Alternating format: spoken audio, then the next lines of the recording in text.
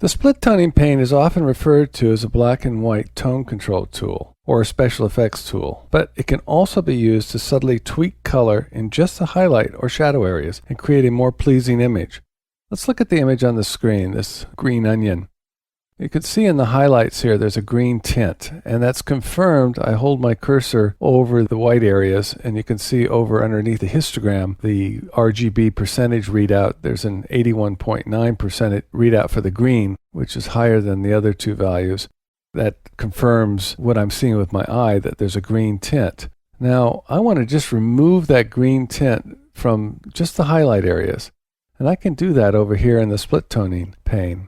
I'm going to work just with the highlights. So the first thing I'm going to do is move my balance slider all the way over to -100. That's forcing all the changes that I make just to go to the highlight areas.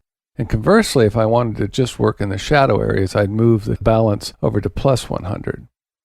So the next thing I'll do is move the saturation up to a high value so I can see the effects of my color change. Go up into that region there.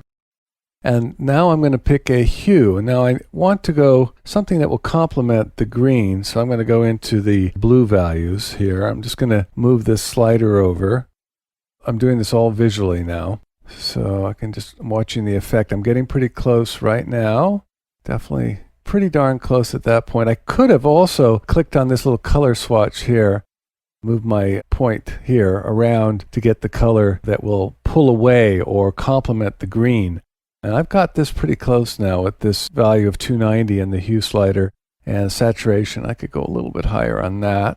Now, let me show you, and I find it useful to oftentimes work with the before and after views showing. In this case, I'll just turn it on now, and you can see right away what a huge difference it makes. Let me hit the L key a couple times so you can see better the effect of removing that green tint from the highlights only. Now, let me just go over here to the split toning pane again. I'm going to move this balance slider so you can see how important it was to move that to the -100 value. Here we're now only working on the shadows, which is not what we want at all. So be sure if you're going to work on one or the other of the highlights or the shadows that you move the balance to the right position there. So that's the split toning slider or split toning controls used to remove a tint, as opposed to what is commonly used for is to add tints to images, which is pretty straightforward and intuitive. I think this is a very useful exercise for you. Onions worked well. Imagine other scenes like a snowy scene. The snow has a lot of the blue from the sky reflected in it, and you make it more natural looking by removing some of that blue. I think you'll find this very useful.